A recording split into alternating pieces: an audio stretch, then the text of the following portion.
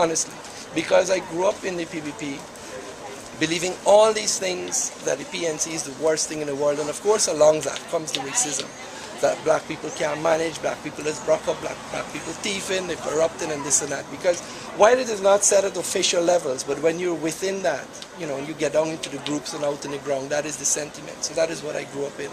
So when you have that image, and then you see the party that you've supported all your life doing worse, you know, worse. And the reason why it is worse is because while the PNC had to rig elections, which there's always some element of risk, they feel that they're guaranteed in their traditional support base. Because the sentiment is that if an Indian person has to choose between an Indian thief and a black thief, he'd rather know that a Poli man thieving.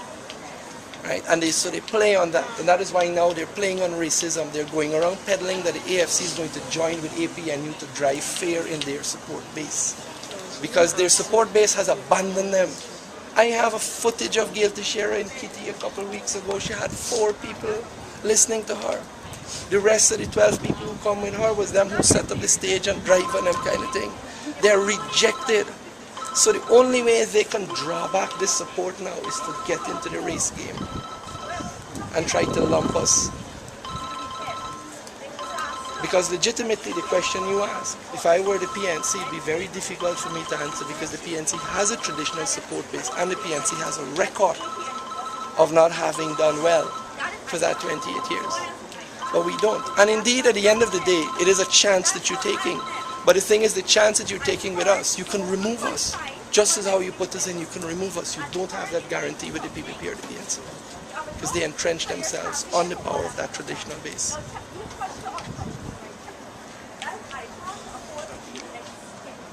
But in terms of policies, you know, I really want you all to know what we're doing for the youth. It's more as an intern. We want youth to be a part of government boards, because this apathy that you have towards politics is dangerous. If you're on a board and you understand how things are allocated, how decisions are made, you will have an interest in it. You know, and at least you will see what is going on. We're also, for those who have dropped out of school, as you know, there are many. We're going to do vocational schools. In the 1970s, Guyana had some of the best mechanical workshops in the Caribbean. We're going to revive those that can be revived and build new ones where we have to. And the government is not going to cost extra money, because every year the government spends millions of dollars to people to maintain their vehicles and repair their vehicles. And you know all the corruption involved in that. If the change oil is supposed to be $2,000, they're going to charge $6,000. So having those workshops, doing the government fleet, guarantees sustainability for the workshops, and the workshops will employ young people who've fallen out of the system. And a workshop is not just mechanic work, because... About the CXC persons, because most of them parents are struggling to pay CXC fees. Right. What you do with that? Well, the thing is, look, that also comes back to UG fees, right, which we've been asked all the time. The thing is, again, we have to be realistic. We are going to be providing lunch for primary school children. And that in itself is a huge expenditure, because we believe you have to start at that level. And you start from that level and you come up. So I would love to say that we're going to reduce UG fees, that we're going to subsidize those things, but I don't want to make a promise and then you come back to me and say, you know, y'all said this thing and you can't do it. So, but indeed, we are aware of it. But we know that we can't get to it, probably not within our first term, or at least not within the early part of the term, dependent on how we go. Because we are going to have problems. When we go after the drugs, it is going to create a backlash on the economy, right? Because the economy is fueled by a lot of drug money. So we're going to be dependent on the economy legitimately turning around through ethanol production, through aluminium production, where the Brazilians have expressed interest, through value added for rice, and also value added for gold. Sorry? Yeah, good. The bauxite is this. In 2008, a group of companies under the umbrella Triunfo came from Brazil, and they gave a proposal for several hydro projects, including one for 2,000 megawatts. Brazil, because of the way their economy is taking off, they're not interested in alumina. They want the aluminium, which is the end product from bauxite. So they want to build an aluminium plant fed off of the hydro. The hydro is more for the bauxite. It's not just for the bauxite, it is more for them to get power in northern Brazil. So we want to re-engage them where that is concerned. Right? And thinking about gold, Yeah. the negotiations within the Burma and the other places that do the gold, why is it that Guyana is only getting 10% of our own gold? It's so much. So much or so little? That's asking so much because most of it is being smuggled out and all sorts of things. Now, what we want to do, we want to encourage the jewelry industry because jewelry sells for 5 times as much as gold, and the jewelry industry will also help the gemstone industry, to take off more than what it is now, rather than we just exporting the raw products. As part of that, we want to establish a gold refinery at Bartica, for example, where there's access to power. They have waterfalls in that Bartica area. And once you're refining gold, the goldsmiths have a standard that they can use now. So when they have their jewelry, it is actually ready for export.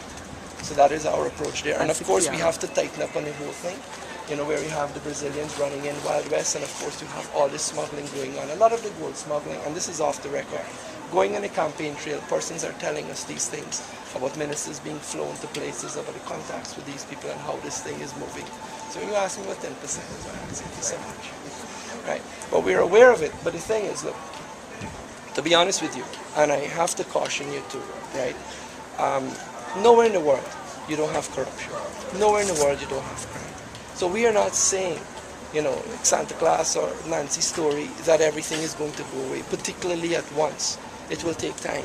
But what we're confident of is if the Guyanese people see that we're making a genuine effort and we're not covering up. You understand? Like how me and Kojo know one another, and I gone and do something, and Kojo, instead of going after me now, is making excuses for me. That's when we're going wrong. But never mind, Kojo and I have a good friendship, right? Kojo has to be able to stand up and say, Gerhard, what you've done is wrong, and I won't stand for it. And once we demonstrate that to the people, we're confident that we can get on with our program.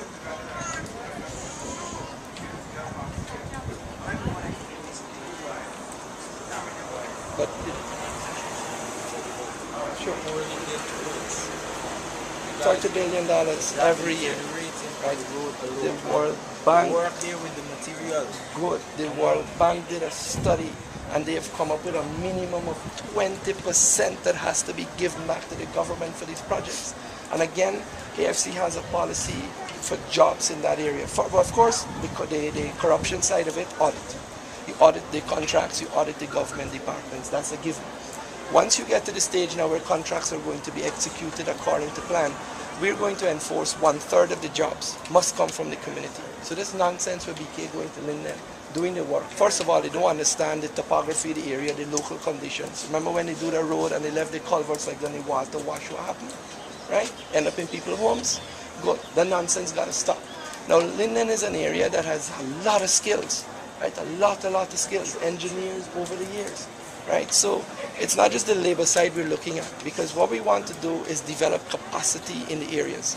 Now, if 1/3 of the contract ends up to Linden, right, then the next contract, Linden would be in a better position in terms of equipment and skills. And it goes like that the community over time will end up doing its own infrastructural works. And it has 2 major payoffs. A, money is kept within the community, and B, the community being in charge of its own works is not going to do 20% work.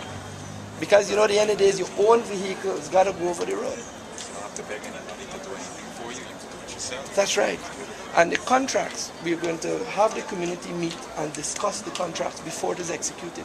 So you must know the material that is going into the road, you must know the height of the cap-in, the height of the base, the width of the road, so you know all these things beforehand. Right now, the government has no regard for people, because what the PPP does, and this is why when we use the word dictatorship, understand what we mean. We don't mean an elected, but we do say elected dictatorship, but I don't mean an election means stolen. What they do, they won 54% in 2006, and they behave like if this 54% equal 100%. That is what we mean, right? So they're using their parliamentary majority to dictate. That has to be broken. But the community is that thing there is very serious in terms of developing capacity and creating jobs. Well, again, it's wanted to illustrate that we do know. So, and like I said, this plan here is a people plan. People from Linden would have come to us and expressed their concerns. We know also the concern at UG, the amount of traveling, if you're traveling every day to come here, right? So we're also looking to reform the public transport system, but beyond that, We want the university to be accessible outside. Maybe you can't create a whole campus, but you can create key faculties, like what the more popular subjects, so that you can keep as many people there. And of course, you got computers and internet and all these things. We gotta make use of these things rather than having people physically come when you don't really have to. And the public transport system, what we're doing, we're giving incentives. We don't have the money for the government to establish a public transport system from day one. But what we're going to do is give incentives to the private sector. We'll give the whole gamut of tax breaks to persons who will buy big buses. This means that with all the tax breaks, which include tires, battery, fuel, spares, and the bus itself, of course, they will be able to compete with the minibuses. So you're not adjusting the minibus scale, because some persons won't jump in a bus if it goes faster. But if the big bus has a lower fare, well, you don't mind waiting 15, 20 minutes or even half an hour for the bus full, and you go. So the prices have to be competitive. We'll also do the 26-seater buses, give them more incentives than the minibuses, but less incentives than the big buses, so that they compete. What this will do, it will force the minibuses also into the housing schemes where they don't serve now. And I mean, take sense from nonsense. That little bus is supposed to be running from Quarantine to Georgetown. Understand the cost and the vehicle. They're not designed for that, without weight to be doing that. That is why we have a heavy expenditure on tires and spares. So it will have a long-term impact on the economy. Small bus for short runs. But more than that, we want to introduce, even though it is private, the government will subsidize transport by students, and those vulnerable and the elderly. Right? Like if you're disabled or you're a pensioner and you submit your pass, it is recorded, and then the government refunds it back to the company. But again, that is not something we can do on day one. But that is a part of the reforming the transport system, and it impacts on students. So not only will the rates be lower in the big buses, but when that is subsidized, for example, you're paying half of that now, it may end up being about a quarter of what you're paying in minibuses today.